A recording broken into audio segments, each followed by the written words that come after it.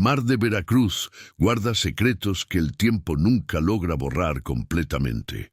En la mañana del 15 de marzo de 2001, una lancha blanca de casco de fibra de vidrio se perdió en las aguas oscuras del Golfo de México, llevándose consigo más que vidas y mercancía ilegal.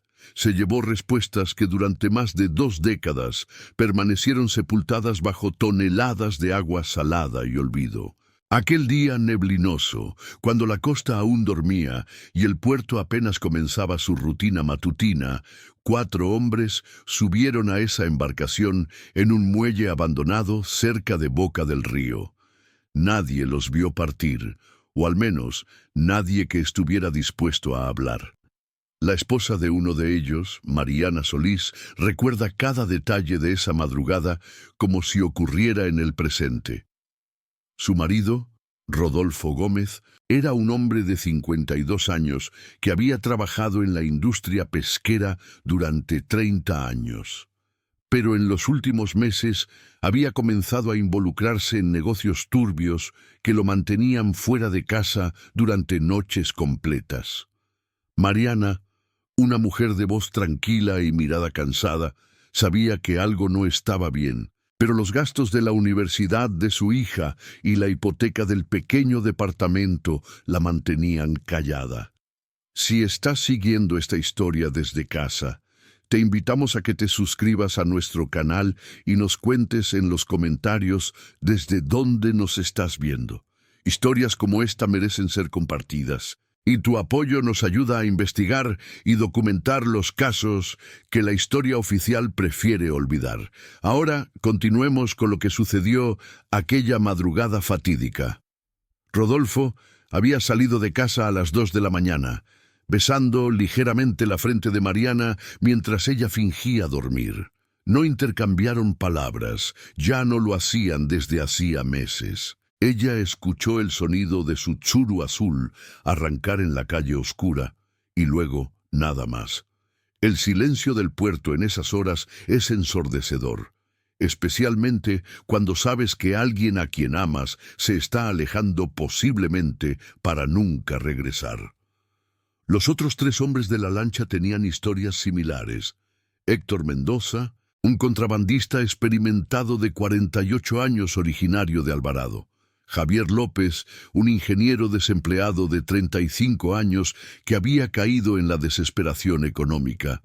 Y finalmente, Miguel Ángeles, un marinero joven de apenas 28 años, cuya familia vivía en condiciones de pobreza extrema en las afueras de Veracruz. El cargamento que llevaban esa noche consistía principalmente en mercancía robada, equipos electrónicos de contrabando provenientes de Belice, cigarrillos sin impuestos y algo más peligroso que nadie quería mencionar públicamente. Según los reportes policiales de la época, que permanecieron en archivos polvientos durante años, había indicios de que también transportaban armas. La lancha tenía una capacidad de carga importante para su tamaño, aproximadamente 30 toneladas, y estaba equipada con un motor potente que podía alcanzar velocidades de 40 nudos. La noche del 15 de marzo fue particularmente oscura. El cielo estaba encapotado y aunque el pronóstico del tiempo no indicaba tormenta, el mar mostraba esa inquietud característica de cuando algo malo está por suceder. Los pescadores más antiguos, esos hombres de piel curtida por décadas bajo el sol tropical, dicen que el Golfo tiene vida propia, que respira, que siente. Aquella madrugada, el Golfo estaba respirando de manera irregular. Las olas alcanzaban alturas poco comunes para esa época del año, entre 1.5 y 2 metros, lo cual no era extraordinario, pero sí notablemente fuerte para principios de marzo. La lancha partió del muelle clandestino aproximadamente a las 2:45 de la mañana. Testigos que nunca fueron formalmente entrevistados, vendedores ambulantes nocturnos y trabajadores del puerto que prefieren permanecer en el anonimato, reportaron haber visto encenderse las luces de navegación de una pequeña embarcación en ese horario. El plan era simple: navegar hacia el norte, manteniéndose en aguas internacionales, pero lo suficientemente cerca de la costa como para hacer una entrega rápida. Había un comprador esperando en una cala cerca de Tuxpan, a aproximadamente 100 kilómetros de distancia. Un viaje que normalmente tomaría entre 2 y 3 horas en una lancha de esas características. Pero la lancha nunca llegó a su destino. Nunca llegó a ningún lado conocido, al menos no en aquellos primeros 23 años. Cuando Rodolfo no regresó a casa al amanecer, Mariana sintió que algo en su pecho se rompía. No fue el pánico que sienten las mujeres cuando sus maridos llegan tarde del trabajo. Fue algo más profundo, más primal, una certeza que solo las personas que aman profundamente pueden experimentar, la certeza de que todo ha terminado. Se pasó el día llamando a números de teléfonos que había encontrado escritos en papeles ocultos en los cajones de Rodolfo, números que nadie respondía, direcciones que conducían a callejones vacíos o a hombres que negaban conocer a su esposo. Por la tarde fue a la policía. Los oficiales, con ese aire de aburrimiento que caracteriza a quienes trabajan en instituciones corruptas, tomaron una denuncia superficial. Un hombre desaparecido, trabajador en la industria pesquera. Probablemente se fue con otra mujer. Sucede todos los días. Presentaron el caso como un asunto rutinario, archivándolo casi inmediatamente en cajas donde cientos de personas desaparecidas esperaban eternamente por justicia. Pero Mariana no se rindió. Durante los primeros meses visitó dependencias gubernamentales, habló con pescadores, buscó en hospitales, en morgues, en cárceles. Nada. Su hija Lucía, entonces con 19 años, abandonó la universidad para ayudar a su madre en la búsqueda. Ambas se convirtieron en dos figuras familiares en los muelles de Veracruz, mostrando fotografías descoloridas de un hombre que cada vez parecía más lejano, más irreal. Los años pasaron lentamente. El caso fue olvidado por todos, excepto por las personas que habían estado en esa lancha o cercanas a ellas. Héctor Mendoza tenía una hija de 16 años que creció sin padre. Javier López tenía 2 hijos pequeños, cuya madre tuvo que trabajar en empleos de baja remuneración el resto de su vida.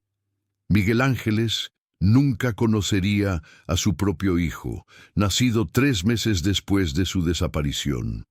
Sus historias se entrelazaban en el silencio de Veracruz, historias de abandono forzado, de pérdidas sin cierre, de preguntas que nunca encontrarían respuestas. En el municipio de Boca del Río, donde el río Jamapa desemboca en el Golfo, los ancianos seguían hablando sobre la maldición de aquella lancha. Decían que había salido con mal augurio, que el agua la había tragado por sus pecados, que jamás volvería a la superficie.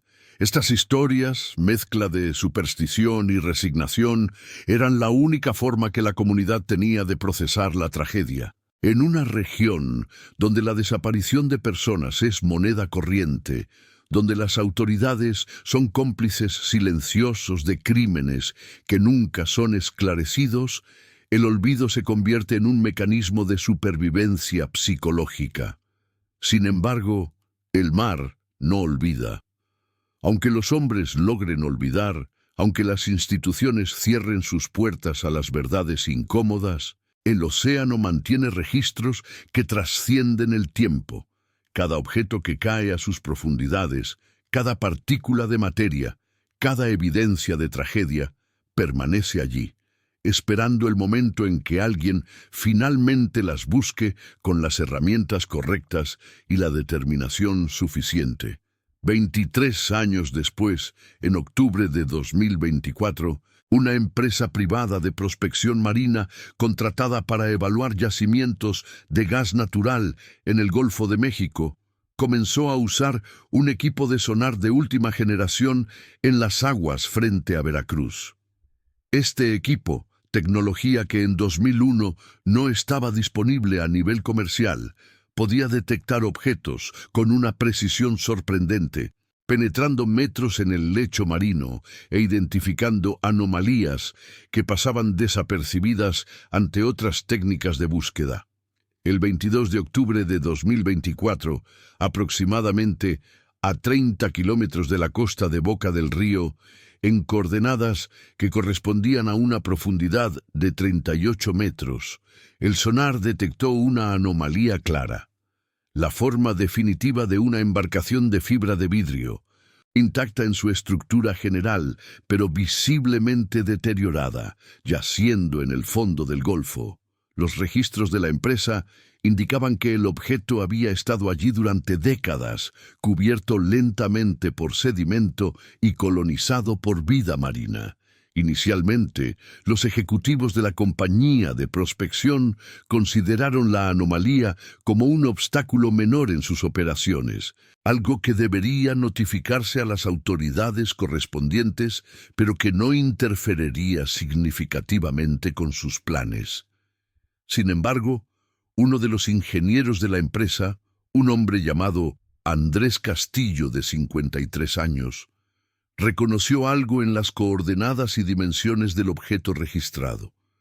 Andrés había crecido en Veracruz, había escuchado historias sobre desapariciones, y su padre había sido policía en la década del 2000. Intrigado, utilizó conexiones para acceder a bases de datos antiguas de denuncias de desapariciones. Lo que encontró lo dejó sin dormir durante varias noches. En los registros de 2001 había una denuncia de desaparición de una lancha que correspondía exactamente con las dimensiones del sonar. Una denuncia que había sido casi inmediatamente sepultada en archivos olvidados. Una denuncia presentada por una mujer llamada Mariana Solís. Andrés tomó la decisión de contactar a las autoridades maritales y a la policía estatal. Fue un proceso lento, burocrático, lleno de escepticismo de personas que simplemente querían que los problemas desaparecieran. Pero Andrés fue persistente. Finalmente, a través de una conexión en la Procuraduría Estatal, logró que se iniciara una investigación preliminar. A mediados de noviembre de 2024, casi un mes después del descubrimiento del sonar, Mariana Solís recibió una llamada que cambiaría todo. Estaba en su pequeño departamento de Boca del Río, el mismo donde había vivido durante los últimos 23 años esperando un milagro que parecía imposible. La persona al otro lado de la línea, una oficial de la Procuraduría, le informó que podrían haber encontrado una embarcación que correspondería con los datos de la desaparición de su marido. Mariana, de 71 años, con el cabello completamente blanco y los ojos hundidos por el dolor acumulado, inicialmente no comprendió lo que estaba escuchando. Durante más de 2 décadas había asumido que Rodolfo estaba muerto, que había sido asesinado y arrojado al mar, que cualquier búsqueda era ejercicio de esperanza sin fundamento. Pero cuando logró procesar las palabras de la oficial, cuando realmente entendió que podrían haber encontrado a Rodolfo, algo en su ser se resquebrajó. No fue alegría, fue algo más complejo. La reapertura de una herida que creía cicatrizada. Su hija Lucía, ahora de 42 años, y trabajadora social en un refugio para mujeres víctimas de violencia, también recibió la noticia. Ambas se encontraron en el departamento de Mariana y por primera vez en muchos años lloraron juntas, no de dolor futuro, sino de algo que podría ser cierre, podría ser verdad. Podría ser el final de una espera que nunca debería haber durado tanto. La investigación oficial comenzó lentamente. Las autoridades, inicialmente reticentes, comenzaron a tomar el caso con mayor seriedad cuando entendieron que había evidencia tangible en las profundidades del Golfo. Se coordinó con organismos federales. La Armada de México fue notificada. Aproximadamente 3 semanas después del descubrimiento inicial, se organizó una operación para recuperar la embarcación. El 8 de diciembre de 2024, Un barco de la Armada se posicionó sobre las coordenadas detectadas por el sonar. El equipo incluía buceadores especializados, expertos en recuperación de objetos sumergidos y personal forense que se preparaba para lo que podrían encontrar. El agua del Golfo en diciembre es fría, particularmente en las profundidades, entre 16 y 18 grados Celsius, lo cual hace que el trabajo de los buceadores sea especialmente peligroso y agotador. Cuando el primer buceador descendió hacia las coordenadas registradas, lo que encontró fue una lancha que parecía un fantasma surgido del pasado. La embarcación estaba prácticamente intacta en su estructura externa, pero la vida marina había colonizado cada superficie. Coral de agua profunda, algas, crustáceos de especies que solo habitan en el fondo del Golfo, todo esto había convertido la lancha en parte del ecosistema marino. El motor estaba asegurado al casco con cadenas oxidadas. Los tanques de combustible permanecían donde habían estado durante 23 años. Pero lo que más importaba a los investigadores estaban adentro de la cabina. Dentro de esa pequeña estructura, protegida de los depredadores por la solidez del casco, se encontraban los restos de 4 hombres. La recuperación fue un proceso que tomó varios días. Los cuerpos, después de 23 años en las profundidades, no eran identificables por medios visuales. Pero el equipo forense tenía métodos: análisis de ADN, registros dentales, elementos personales que podrían estar aún en los bolsillos de la ropa que permanecía adherida a los restos. Dentro de la cabina también se encontraban documentos de identidad, aunque el papel había desaparecido hace mucho, pero el laminado protector de algunos carnés de identidad había preservado parcialmente las imágenes. Los cuerpos fueron transportados a la morgue en Veracruz. Los análisis forenses confirmaron lo que las autoridades esperaban encontrar: 4 hombres cuyos restos corresponderían con 4 desapariciones de 2001. Los análisis de ADN, que tardaron casi 2 meses en completarse, confirmaron definitivamente las identidades: Rodolfo Gómez, Héctor Mendoza, Javier López, Miguel Ángeles, los 4 hombres que habían subido a una lancha blanca en una madrugada oscura de marzo de 2001. El análisis de los restos también reveló algo que intrigó a los forenses. No había señales evidentes de traumatismo, no había fracturas, no había marcas de disparo, no había indicios de violencia extrema. Los investigadores especularon sobre qué podría haber sucedido en aquella madrugada: una tormenta inesperada que volcó la lancha, un fallo mecánico que envió la embarcación hacia el fondo, un accidente simple, un error humano, algo completamente desconectado del contrabando que transportaban. En el fondo del casco, los buceadores descubrieron algo más: los restos de la carga. Cajas de equipos electrónicos, ahora inservibles por el agua marina, paquetes de cigarrillos cuyo papel se había desintegrado completamente.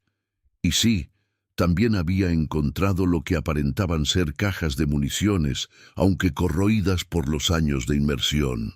Toda la evidencia de una operación de contrabando que había costado 4 vidas, que había devastado a 4 familias, que había permanecido oculta en las profundidades durante más de 2 décadas.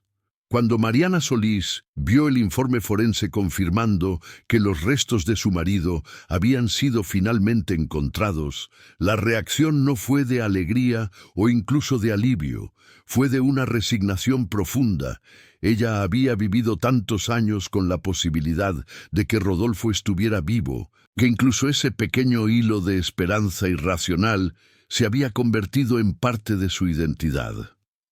Ahora, con la confirmación de su muerte, con la evidencia física de que había estado en las profundidades del Golfo durante 23 años, algo se cerraba. Pero también algo nuevo comenzaba.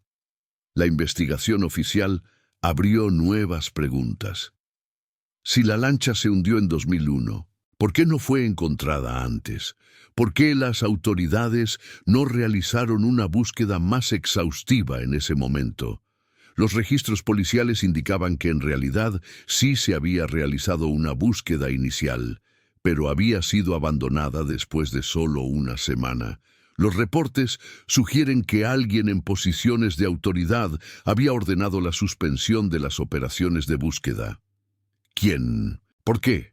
Cuando se hicieron públicos estos detalles, a través de solicitudes de información pública y filtraciones a medios de comunicación, surgieron nuevas líneas de investigación. Se descubrió que en 2001, el capitán de puerto a cargo de las operaciones era un hombre llamado Arturo Ruiz, quien en la actualidad vivía retirado en Cancún. Ruiz, cuando fue contactado por periodistas, inicialmente negó haber participado en ninguna cobertura de la desaparición, pero cuando se presentaron evidencias documentales, cambió su versión. Según Ruiz, bajo presión de autoridades superiores en el gobierno estatal, había ordenado la suspensión de la búsqueda. Le habían indicado que la lancha desaparecida estaba involucrada en actividades ilícitas, que su búsqueda podría comprometer investigaciones más amplias en curso, y que lo mejor era dejar que el asunto desapareciera de la vista pública. Ruiz, quien tenía entonces 58 años y estaba a solo 4 años de retirarse, no había tenido la voluntad ni el coraje para resistirse. Había obedecido órdenes, como funcionarios de bajo nivel hacen en sistemas corruptos en toda Latinoamérica, pero esta fue solo una parte de la historia que emergió cuando la Procuraduría Estatal abrió una investigación más formal sobre las circunstancias de la desaparición y la posterior investigación fallida. Comenzaron a surgir nombres de personajes más poderosos. Altos funcionarios del gobierno estatal en 2001 que ahora tenían posiciones en el sector privado o habían desaparecido de la vida pública. Contactos de los contrabandistas que aparentemente tenían protección oficial. Las investigaciones internas de la Procuraduría avanzaron lentamente, enfrentando resistencias institucionales a cada paso. Lo que está claro es que los 4 hombres que murieron en 2001 no fueron víctimas simplemente de un accidente marino. Fueron víctimas de un sistema de corrupción que permitía que operaciones ilícitas funcionaran bajo la protección de autoridades. Y cuando algo salía mal, esas mismas autoridades aseguraban que la verdad permaneciera enterrada. Mientras las investigaciones oficiales continuaban, un proceso más personal se desarrollaba en las vidas de las familias de los 4 hombres desaparecidos. Para Mariana Solís, el descubrimiento de los restos de su marido significó finalmente poder honrar su memoria de manera apropiada. Una funeral decente. Un entierro, un lugar específico donde poder ir a llorar, a recordar, a procesar el luto que había estado suspenso durante 23 años. La ceremonia se realizó el 19 de febrero de 2025 en un pequeño cementerio de Boca del Río, donde Mariana compró una tumba con los ahorros de décadas. Fue un funeral modesto, con pocas personas, Mariana y Lucía, algunos compañeros de trabajo de Rodolfo en la industria pesquera que aún estaban vivos, vecinos que habían sido testigos de la angustia de Mariana durante todos esos años. No había sacerdote, porque Mariana no era particularmente religiosa y porque las iglesias en México no siempre acogen con igualdad a quienes mueren en circunstancias conectadas al crimen organizado o al contrabando. Cuando los restos de Rodolfo fueron depositados en la tierra, Mariana no lloró. Su cuerpo ya había llorado todas las lágrimas posibles durante los últimos 23 años. Lo que sintió fue una paz extraña, como si finalmente, después de más tiempo del que la mayoría de los duelos duran, pudiera permitirse descansar de la búsqueda. Lucía, sin embargo, lloró por ambas. Su llanto fue el de una hija que finalmente conseguía enterrar a su padre, que finalmente conseguía transformar una ausencia indefinida en un presente concreto con el que podía empezar a reconciliarse. Los restos de los otros 3 hombres también fueron recuperados, identificados y en algunos casos enterrados. Héctor Mendoza tenía una hija que ahora tenía 40 años y 3 nietos que nunca conocieron a su abuelo, excepto a través de las historias distorsionadas que la memoria imperfecta de sus padres podía proporcionar. Ella organizó un funeral más grande, donde participaron amigos, familiares lejanos y personas de la comunidad que habían sido afectadas de formas indirectas por esa desaparición. El caso de Javier López fue más complicado. Su exesposa, la madre de sus 2 hijos, había fallecido en 2019. Sus hijos adultos, que habían crecido sin padre y con la vergüenza constante de ser hijos de un desaparecido, inicialmente no sabían si querían participar en ceremonias de entierro. ¿Qué significado tenía enterrar restos después de 23 años, cuando habían ya pasado por el proceso de duelo una vez? Pero finalmente, el hijo mayor decidió que era importante. Organizó un funeral pequeño, principalmente para cerrar un capítulo de la historia familiar que había permanecido abierto demasiado tiempo. Miguel Ángeles, el marinero joven, había dejado un hijo que en 2025 tenía 24 años. Este hijo había crecido sin conocer a su padre, sin siquiera una tumba donde poder llevar flores. Cuando se le informó que los restos de su padre habían sido encontrados, inicialmente no supo cómo procesar la información. Toda su vida, su padre había sido una ausencia abstracta, una fotografía en una caja, historias de su madre sobre un hombre que ella nunca había querido realmente conocer, pero el acto físico de entierro, de tener un lugar específico donde su padre estaba, transformó esa ausencia abstracta en algo más tangible, más real. Conforme pasaban los meses después del descubrimiento, la historia comenzó a llamar la atención de los medios de comunicación nacionales. Los periodistas vieron en ella elementos clásicos: misterio, corrupción, una brecha de más de 2 décadas, tecnología moderna resolviendo un crimen antiguo. Programas de televisión comenzaron a producir documentales. Periódicos publicaron investigaciones extensas.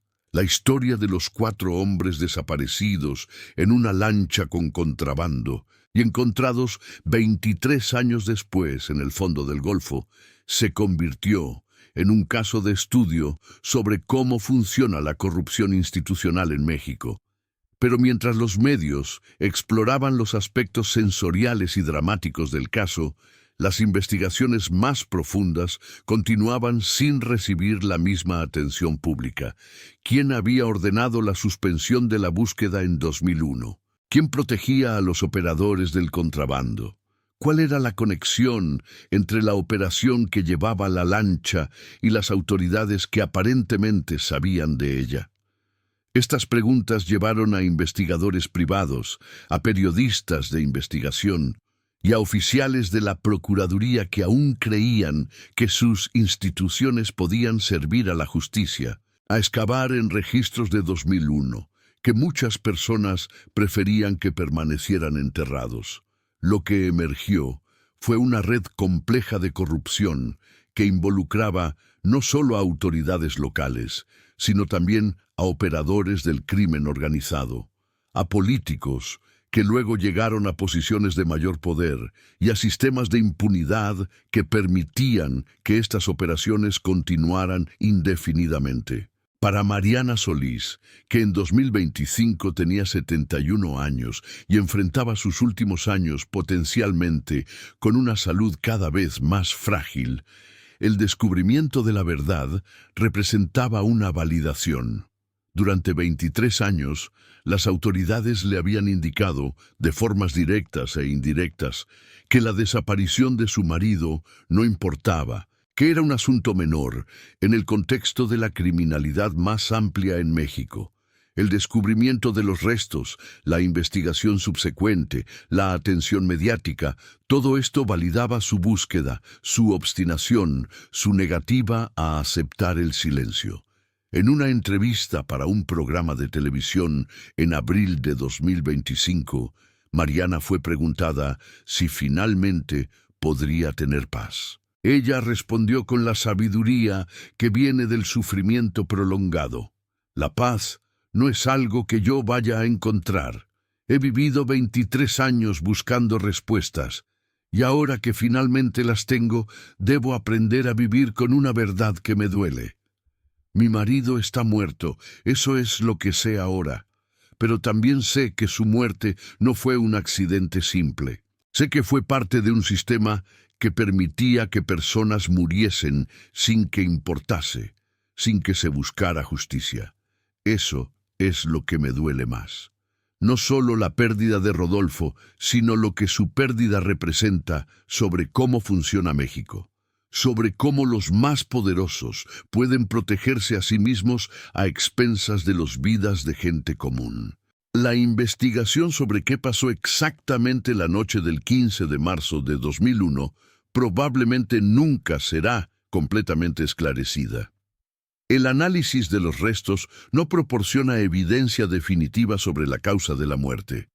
Los investigadores especulan: accidente mecánico, tormenta inesperada, colisión con otra embarcación. Varias de estas teorías son posibles, pero lo que sí está claro es que una vez que la lancha se hundió, una vez que los 4 hombres murieron, las autoridades responsables tomaron la decisión de ocultar lo que había sucedido. Por años después del descubrimiento, Lucía Gómez, la hija de Mariana, se dedica a trabajar en colaboración con organizaciones de derechos humanos para documentar desapariciones en la región. Ella utiliza la historia de su padre como caso de estudio, como ejemplo de cómo el tiempo no siempre sana las heridas, pero cómo la verdad, cuando finalmente emerge, proporciona alguna forma de cierre. Organiza workshops en comunidades costeras, enseña a familias de desaparecidos cómo mantener vivos los casos, cómo utilizar medios legales para presionar a autoridades, cómo usar tecnología cuando las investigaciones tradicionales fallan. En 2025, más de 2 años después del descubrimiento de la lancha, se abrió formalmente una investigación sobre la corrupción institucional que permitió que el caso original fuera cerrado sin resolución. Las autoridades, en ese momento responsables, si aún viven, enfrentan la posibilidad de cargos. Pero en un sistema donde la impunidad es moneda corriente, es incierto si esta investigación resultará en consecuencias significativas.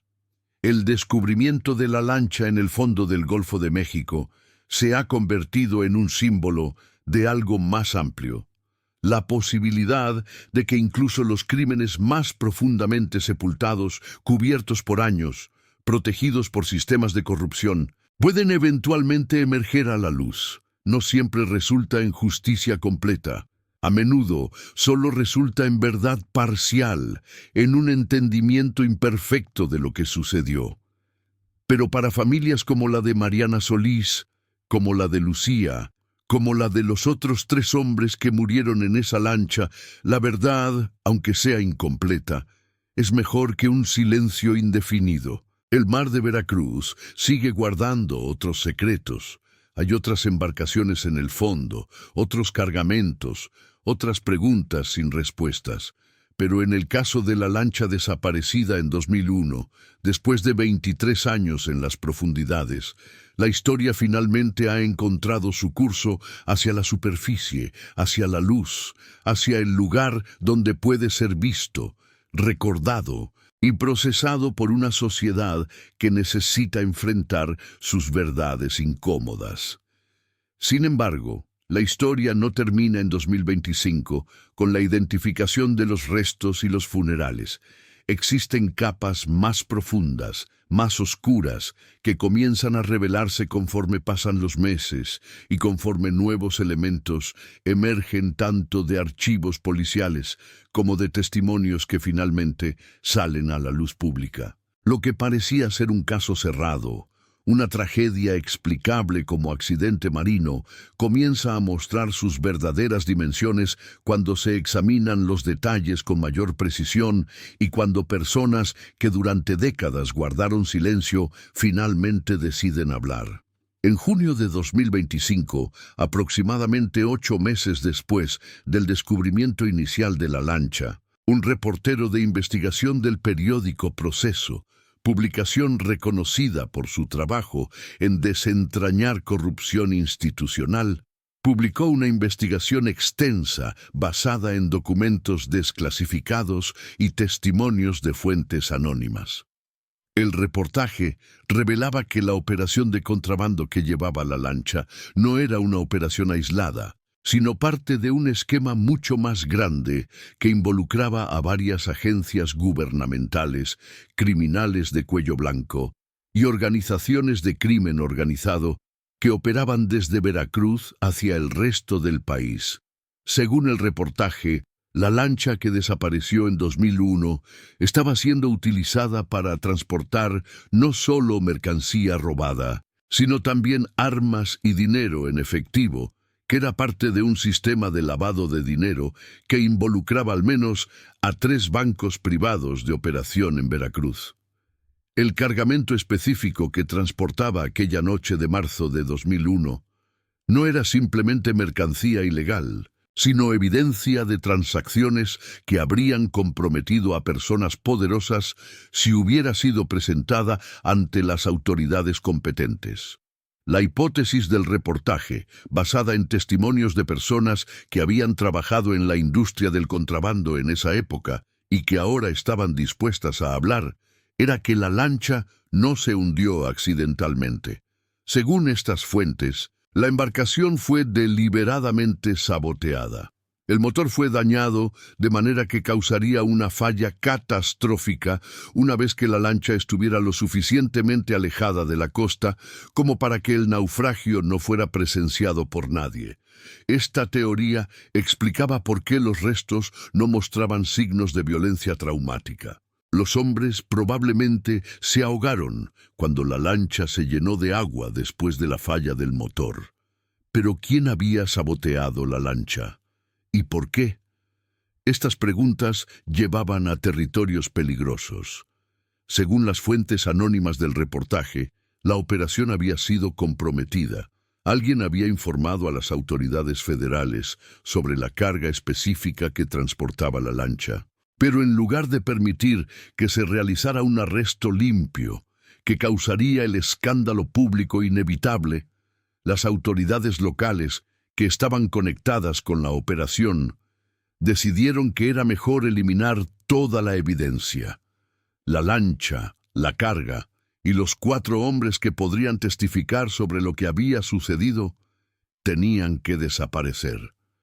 Cuando Mariana Solís leyó el reportaje de Proceso, sentada en su pequeño departamento de Boca del Río, su reacción fue visceral. No fue sorpresa, porque en algún nivel profundo ella siempre había sospechado que la historia era más compleja que un simple accidente marino. Pero fue confirmación. Su marido no había muerto simplemente porque estaba en el lugar equivocado, en el momento equivocado. Había muerto porque estaba involucrado en un negocio peligroso, sí, pero también porque alguien en las autoridades había decidido que él era prescindible, que su muerte era un precio aceptable para mantener secretos más grandes. Lucía, la hija de Mariana, llevó el reportaje a su madre. Ambas leyeron cada palabra cuidadosamente, buscando alguna mención específica de Rodolfo, esperando encontrar en las líneas impresas algún nivel de explicación que justificara 23 años de incertidumbre. Lo que encontraron fueron referencias vagas a operaciones de contrabando coordinadas y autoridades locales comprometidas, pero no nombres específicos que las ayudaran a entender exactamente qué había sucedido.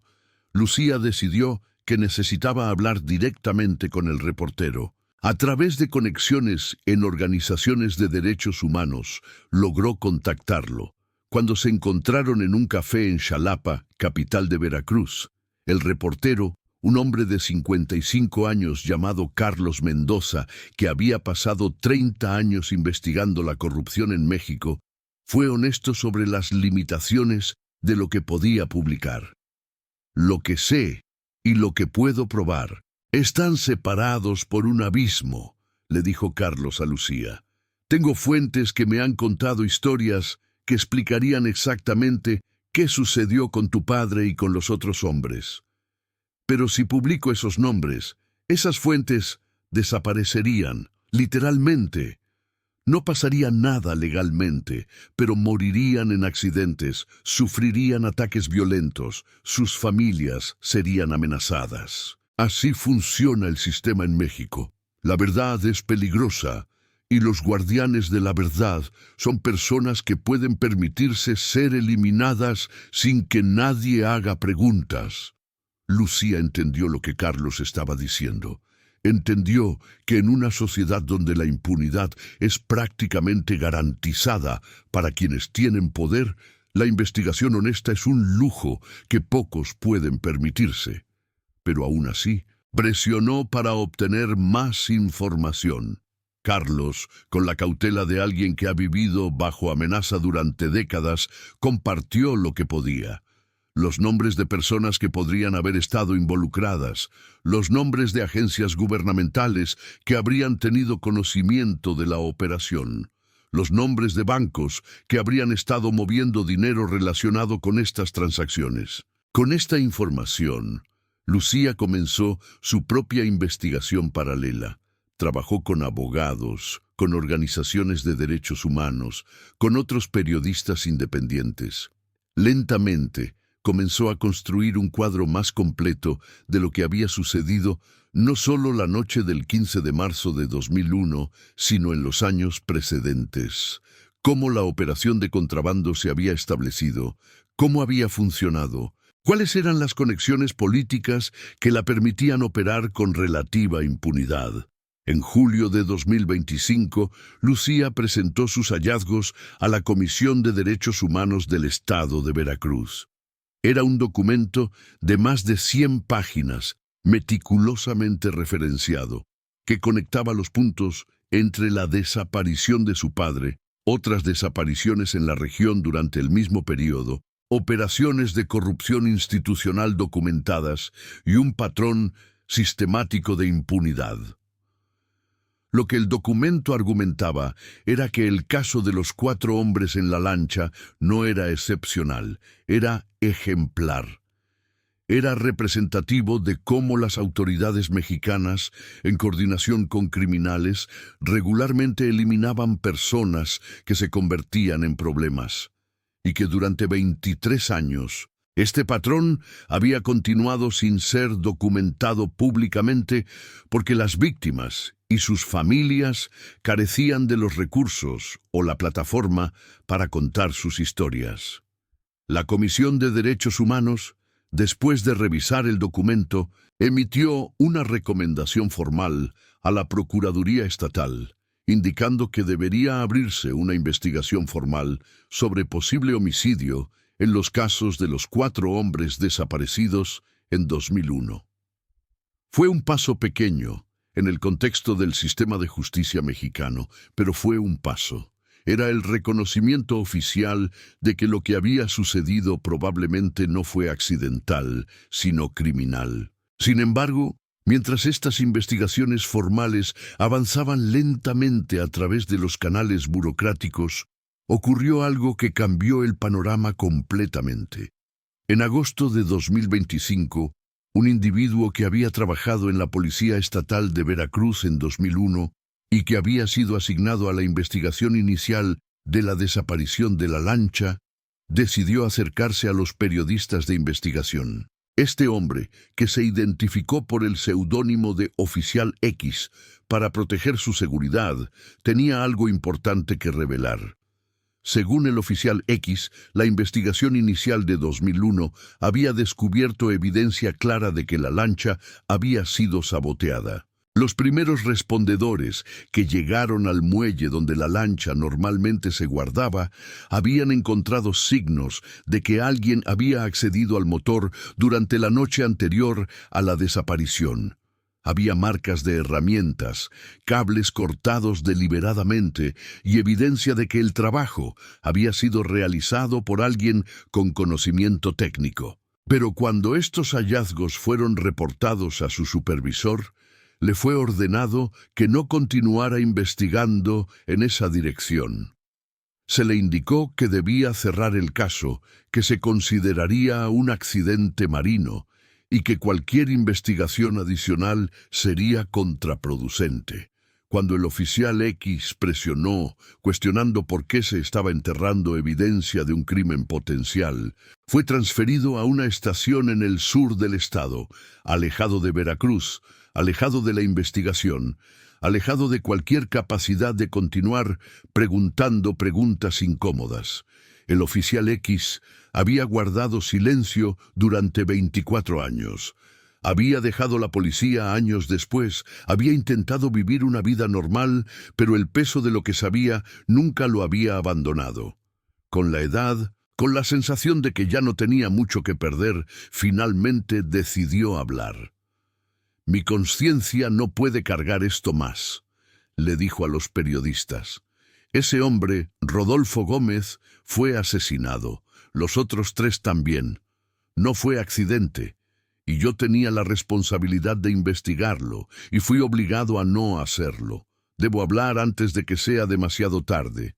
La declaración del Oficial X, aunque no podía constitucionalizar evidencia de primera mano en contra de los perpetradores, proporciona el mosaico definitivo. La desaparición de la lancha y sus ocupantes no fue simplemente una tragedia marina, sino un crimen planeado y ejecutado con la protección de autoridades.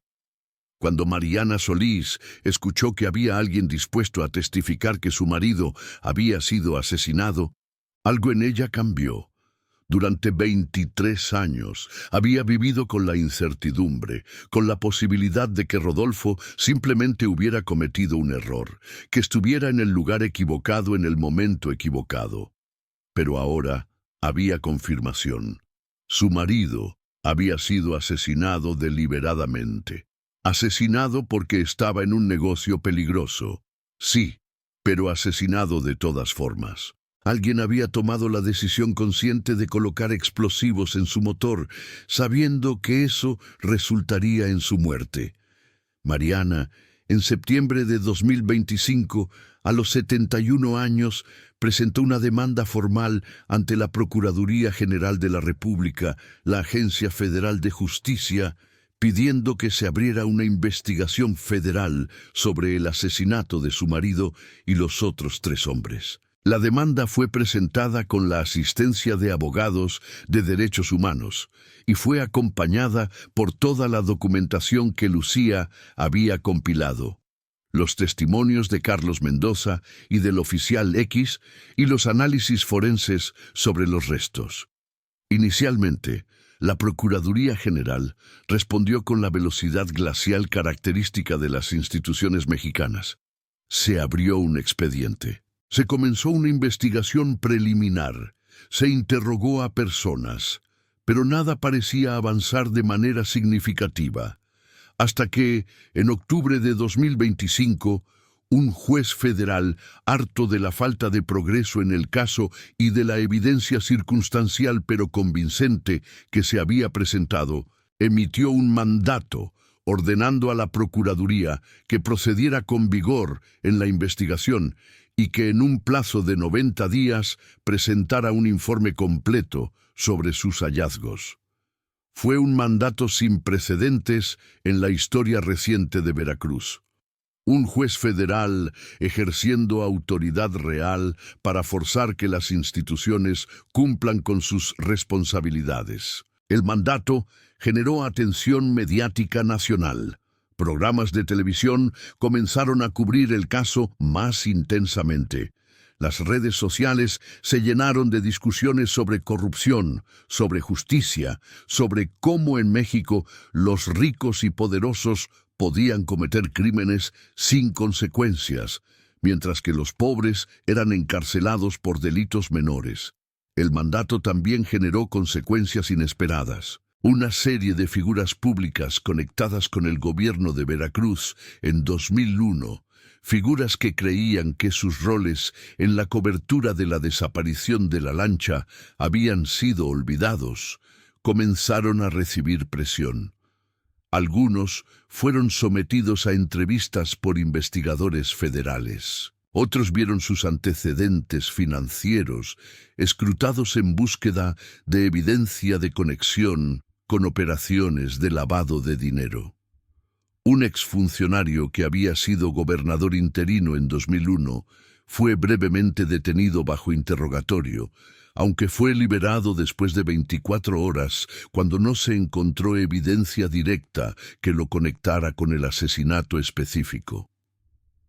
En noviembre de 2025, en un giro que sorprendió a prácticamente todos, un exoficial de la Policía Estatal llamado Manuel Cortés, quien en 2001 había sido asignado a protección de alto nivel para figuras políticas, decidió presentarse voluntariamente ante los investigadores federales. Cortés, ahora de 70 años, había sufrido un accidente cerebrovascular que le dejó parcialmente paralizado en el lado derecho de su cuerpo. La posibilidad de su muerte se acercaba, y como el oficial X antes que él, Cortés decidió que quería limpiar su conciencia.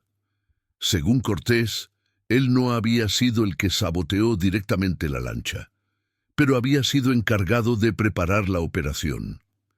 Había recibido órdenes de un superior, un coronel de la Policía Estatal llamado Héctor Durán, para asegurar que la lancha nunca llegara a su destino. Cortés había contactado a un mecánico corrupto, un hombre que ya trabajaba para operaciones criminales, para que dañara el motor. El mecánico había sido pagado 5,000 pesos, una cantidad enorme en 2001 para un trabajador de ese nivel, para hacer el trabajo. Durán, según Cortés, había recibido sus órdenes de una autoridad aún más alta, el secretario de Gobernación Estatal, en ese momento, un político llamado Fernando Méndez, que en 2001 se reportaba directamente al gobernador. Méndez había indicado que la operación de la lancha había sido comprometida, que había fuentes federales investigando, y que la solución más limpia era permitir que desapareciera con toda su evidencia y sus ocupantes. Con el testimonio de Cortés, finalmente había una cadena de mando. Había nombres específicos, había órdenes documentadas, aunque ninguna escrita, que conectaban la decisión de asesinar a los 4 hombres con autoridades de alto nivel en el gobierno estatal de 2001. Héctor Durán, que aún vivía en Veracruz, fue detenido el 3 de diciembre de 2025 bajo cargos de homicidio. Tenía 73 años. Había vivido más de 2 décadas fuera de la policía activa, trabajando como asesor de seguridad privada, y había probablemente creído que había escapado de las consecuencias de sus acciones. Su arresto generó conmoción en Veracruz. Aquí estaba un hombre que había sido respetado, que había asistido a eventos públicos, que había sido considerado prominente en la comunidad, siendo acusado de un crimen que había cometido 24 años antes. Fernando Méndez, el secretario de Gobernación, resultó más difícil de ubicar. Se había retirado de la política después de 2004 y había desaparecido de la vida pública. Las investigaciones federales descubrieron que se había mudado a Guadalajara, donde vivía bajo un nombre ligeramente alterado. Fue localizado en enero de 2026 y arrestado bajo cargos similares a los de Durán. El gobernador en 2001, Javier González, que había dejado la oficina en 2004 y había tenido una carrera política errática desde entonces, fue cuestionado, pero no fue arrestado.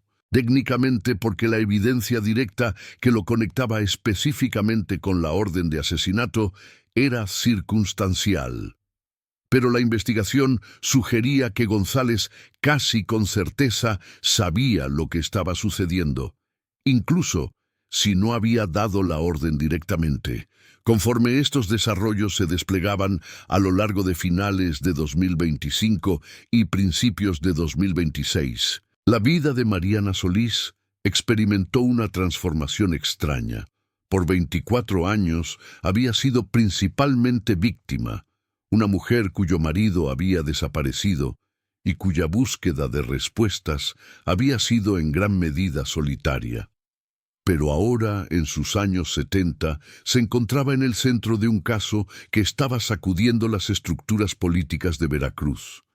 Era buscada para entrevistas. Su fotografía aparecía en periódicos nacionales. Era invitada a conferencias sobre derechos humanos. Una universidad le ofreció una beca pequeña para hablar sobre su experiencia con las familias de desaparecidos. Pero Mariana no buscaba notoriedad. Lo que buscaba era justicia, y conforme los procedimientos legales avanzaban, descubrió que la justicia en México es un concepto mucho más complicado y caprichoso de lo que jamás había imaginado.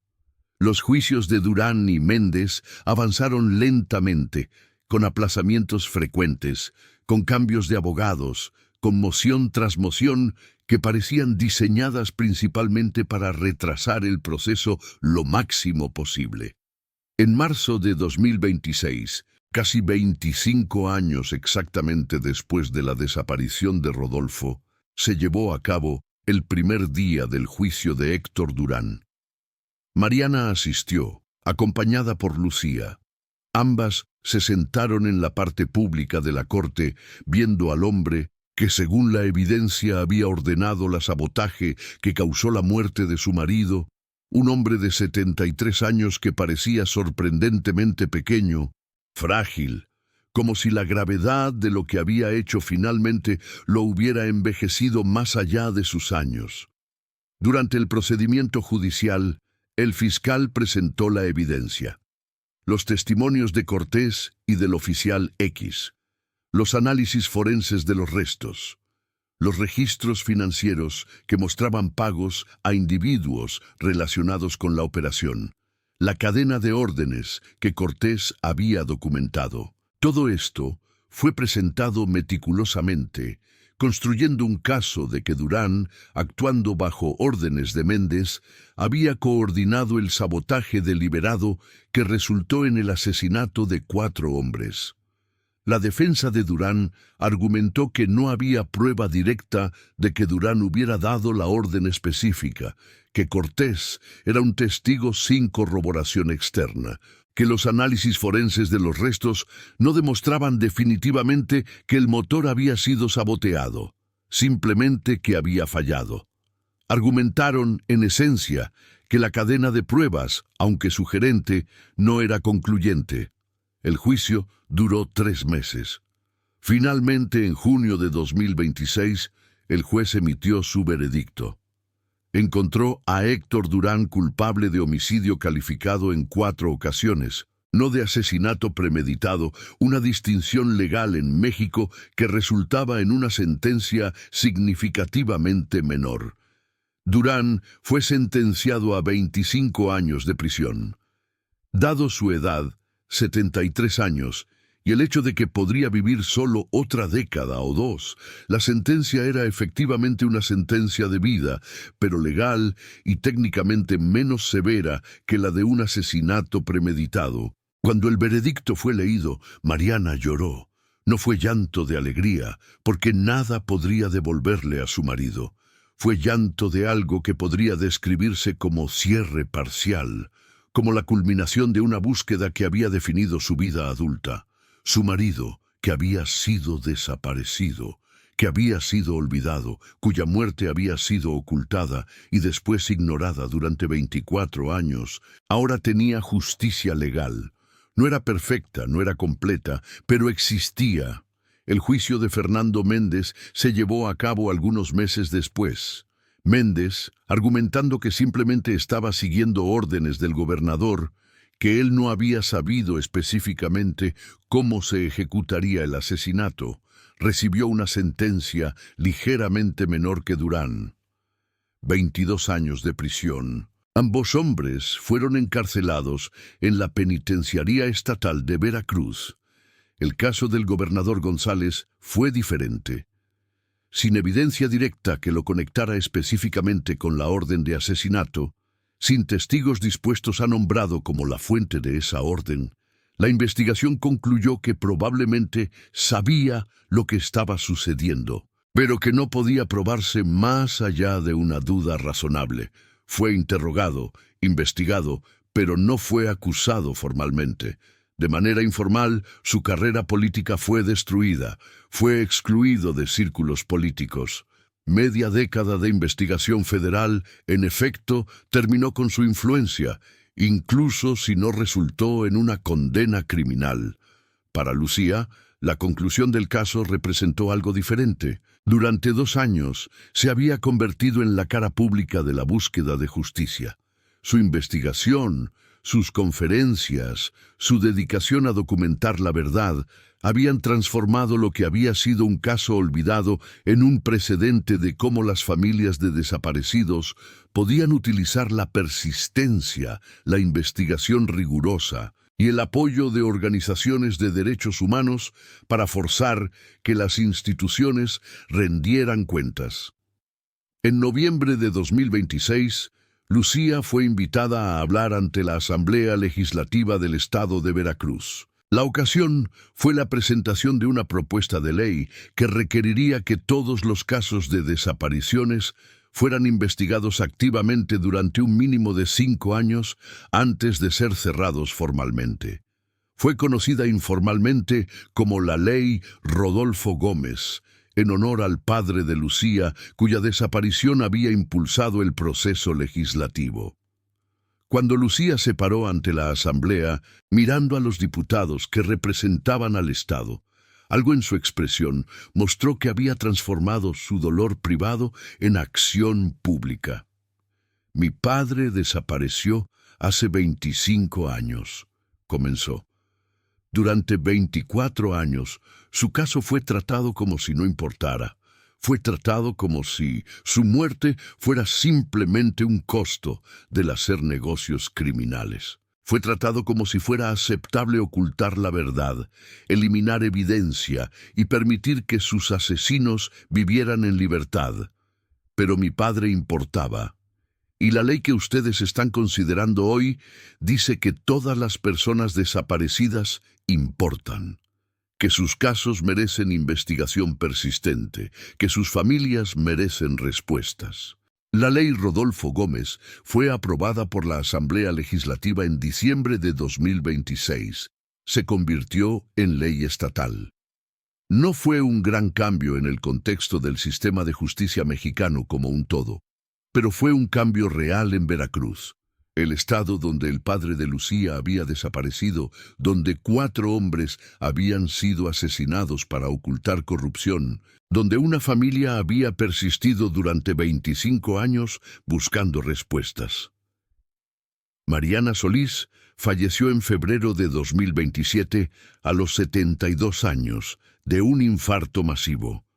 Había vivido lo suficiente para ver a su marido identificado, lo suficiente para presenciar los juicios, lo suficiente para ver la ley que llevaría el nombre de su marido ser promulgada. Había vivido 25 años después de la desaparición de Rodolfo, y en esos últimos 2 años de su vida, finalmente había experimentado algo que podría describirse como paz, o al menos como la finalización de una búsqueda que la había definido. Su funeral, a diferencia del de Rodolfo en 2025, fue un evento más grande. Asistieron funcionarios del gobierno, académicos, Activistas de derechos humanos, periodistas y personas de la comunidad que habían sido inspiradas por su persistencia. Lucía, pronunciando el discurso de despedida de su madre, habló sobre las 25 años de búsqueda, sobre la determinación de su madre para no permitir que el olvido prevaleciera, sobre cómo una mujer ordinaria, sin recursos significativos, sin conexiones políticas, había logrado forzar que un Estado rindiera cuentas. «Mi madre no era una heroína», dijo Lucía. «Era simplemente una mujer que se rehusó a aceptar que la muerte de su marido no importaba. Y esa negativa, esa persistencia, esa insistencia en que la verdad importaba más que el silencio conveniente, fue lo que finalmente cambió todo». En los años que siguieron a la muerte de Mariana, el caso continuó evolucionando. Héctor Durán murió en prisión en 2029 a los 76 años. Fernando Méndez permaneció en prisión. El gobernador González, aunque nunca fue formalizado, vivió el resto de sus días socialmente exiliado, su nombre asociado permanentemente con la corrupción que había permitido. El mecánico que había saboteado el motor de la lancha, el hombre que ha recibido 5,000 pesos para cometer el acto que resultó en 4 muertes, fue identificado años después a través de investigación de registros históricos. Era un hombre humilde que había muerto en 2008, sin jamás haber sido procesado, sin jamás haber admitido públicamente su rol en los asesinatos. Y la lancha misma, después de ser recuperada del fondo del Golfo, fue llevada a un puerto en Veracruz, donde fue sometida a una restauración parcial. En lugar de ser desechada, fue convertida en un pequeño museo móvil, un recordatorio de los peligros de la corrupción, de la importancia de la persistencia en la búsqueda de justicia, de cómo incluso después de 25 años, la verdad puede emerger del fondo del mar. Lucía Gómez continuó trabajando en casos de desapariciones durante el resto de su carrera profesional. Colaboró con organizaciones nacionales de derechos humanos. Ayudó a docenas de familias a navegar el sistema legal mexicano. Se convirtió en una experta reconocida en el tema de desapariciones forzadas en México. La historia de los 4 hombres en la lancha de Rodolfo Gómez, Héctor Mendoza, Javier López y Miguel Ángeles se convirtió en parte de la memoria histórica de Veracruz, un recordatorio de lo que puede suceder cuando la corrupción institucional no es vigilada, cuando la verdad es sacrificada por conveniencia política, cuando personas sin poder son desechadas como si fueran insignificantes. Pero también se convirtió en la historia de cómo una mujer ordinaria se rehusó a olvidar, de cómo perseveró durante 25 años, de cómo su hija tomó la antorcha y la llevó más allá, transformando un dolor privado en cambio público, de cómo incluso en un sistema donde la impunidad es la norma, la verdad puede encontrar finalmente su camino hacia la luz, emergiendo del fondo del mar donde había sido ocultada, reclamando su lugar en la historia, exigiendo justicia aunque fuera imperfecta, insistiendo en que las vidas de los muertos importan y merecen ser recordadas. La historia de la lancha con contrabando que desapareció en 2001, descubierta 25 años después en el fondo del Golfo, no es una historia con final feliz. Los muertos permanecen muertos. El sufrimiento de sus familias nunca puede ser completamente remediado. Pero es una historia que demuestra que incluso en México, incluso en un sistema donde la corrupción institucional parece casi omnipotente, la persistencia, la investigación rigurosa y la negativa a aceptar el silencio pueden eventualmente producir algo cercano a la justicia, algo cercano a la verdad, algo cercano a lo que significa honrar a los muertos, permitiendo que el mundo finalmente entienda quiénes eran, cómo murieron y por qué importan.